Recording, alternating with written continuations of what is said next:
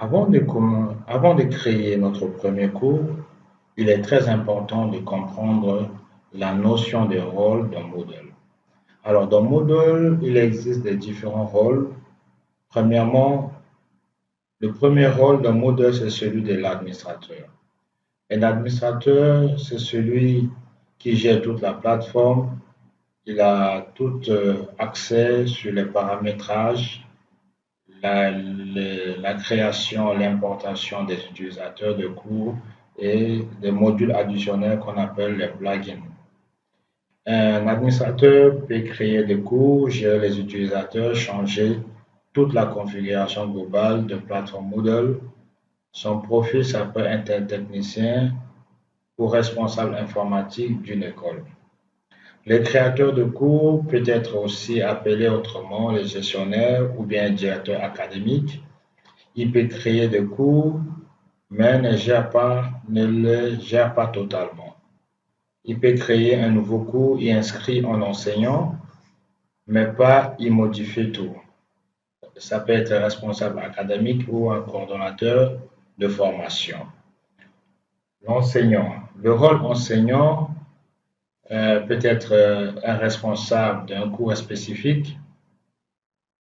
Il a le droit de créer et de gérer les sections, ajouter des ressources comme vidéo PDF, des activités pédagogiques comme forum, devoirs, ainsi que de noter les étudiants. Qui peut-être, ça peut être un enseignant ou un professeur de théologie animant un cours biblique, etc.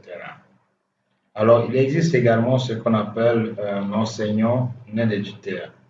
Il s'agit ici principalement d'un tuteur qui peut avoir droit dans un cours pour le suivre, le lire, mais n'a pas le droit de pouvoir modifier le contenu.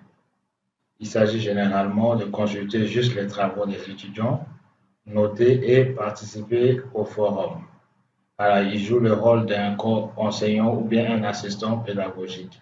Enfin, le rôle très important aussi ici, c'est celui surtout de l'étudiant qui peut être inscrit dans un cours. Il a le droit de consulter les ressources, de participer aux activités pédagogiques comme forum, devoirs, quiz et recevoir également ses notes. Voilà, ce profil, ça peut être un étudiant en formation théologique ou autre. Voilà, également nous avons le rôle invité, appelé également des visiteurs.